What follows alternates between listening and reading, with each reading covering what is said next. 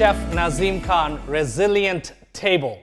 So again, Brian Health, Executive Chef Nazim Khan.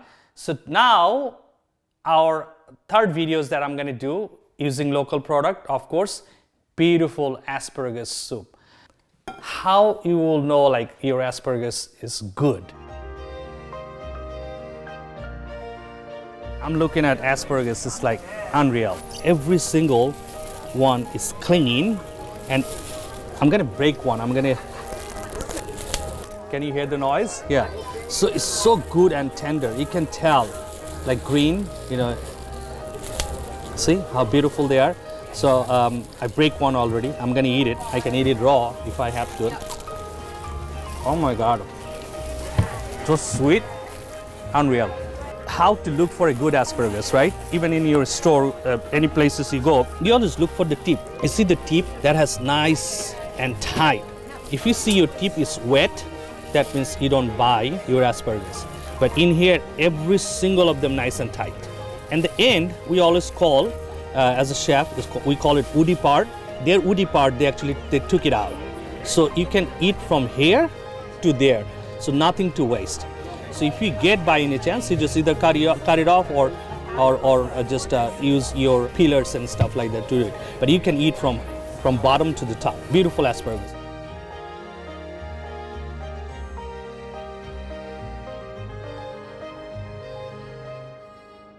You will see like nice water will come out, nice green mark, inside is white. So this is a very good asparagus. So we're gonna make soup. So I'm gonna turn on my stove.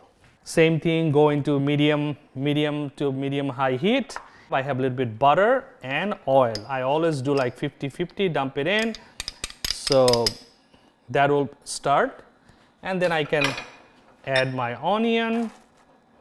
Then I can add my celery. And then I'm just gonna start moving them around until it's get translucent. So after a little bit of sauteing, when it's getting a little bit softer, translucent, I'm gonna add my garlic to it.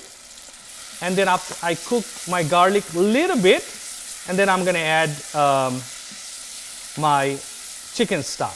And you can add in this time, if you like white wine, you can deglaze with a little bit of white wine, that's optional. Or you just add chicken stock.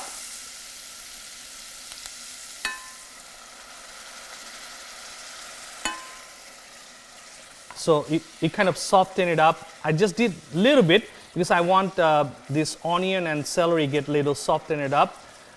And then I'm gonna add the potato. So then I'm gonna cook the potato into this low liquid, not too much liquid.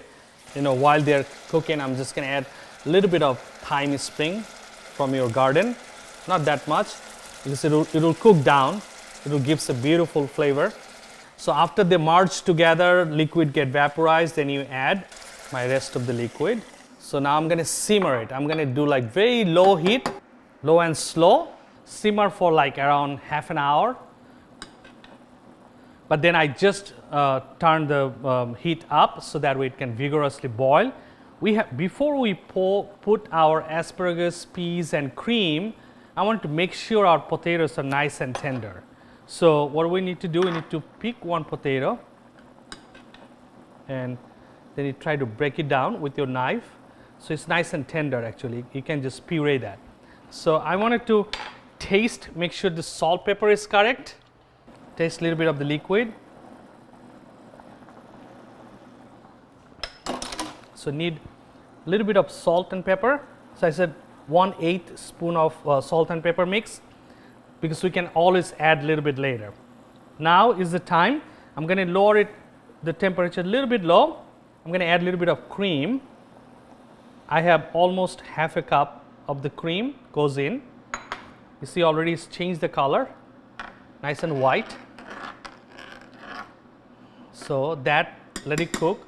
Now I'm going to take, for that much, I'm going to need at least 8 of beautiful asparagus.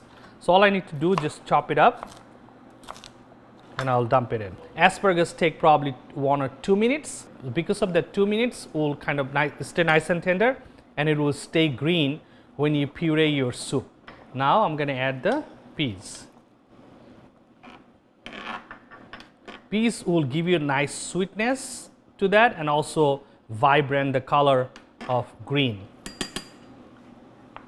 And since I add all the stuff, I'm sure that I'm going to need more salt. So I'm going to add like half a teaspoon of salt and pepper mix. When is soup done, to create it like nice buttery, silky of that creamy soup.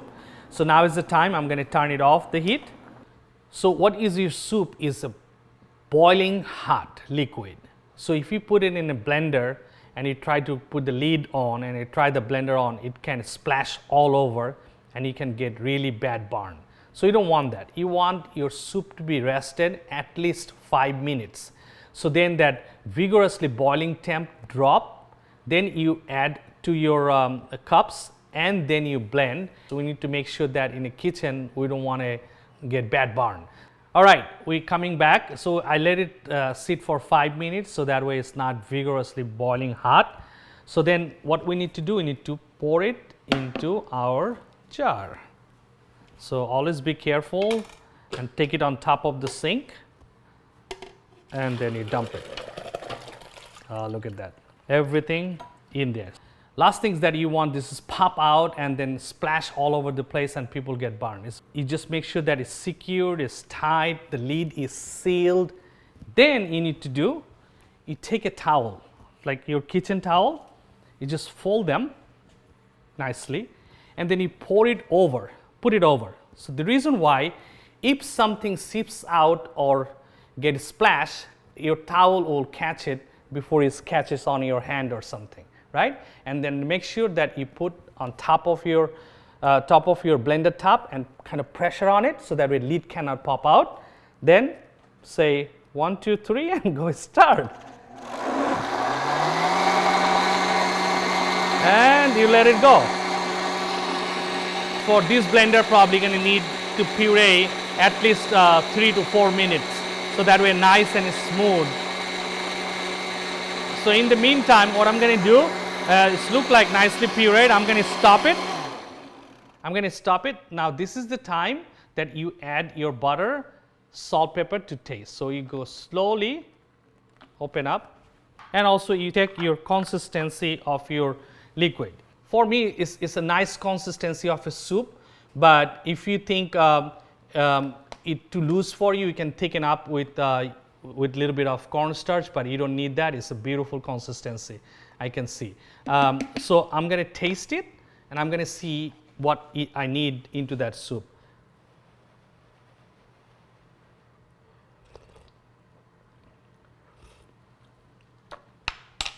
Oh my God, it's perfectly done. So you don't need anything. Peas, I can taste the peas, I can taste the asparagus.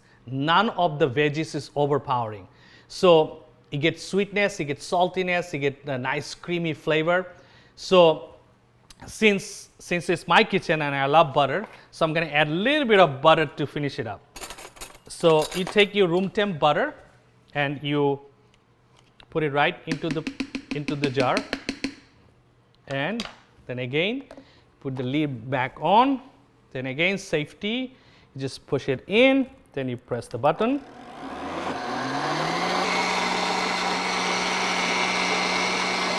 So it's ready to go. Turn it off. So you pour your soup. Make sure you go to the mountain. Don't try to bring the mountain to you. Beautiful soup. So I would garnish it with a little bit of cream on top. If you have a truffle oil, you can drizzle truffle oil on top.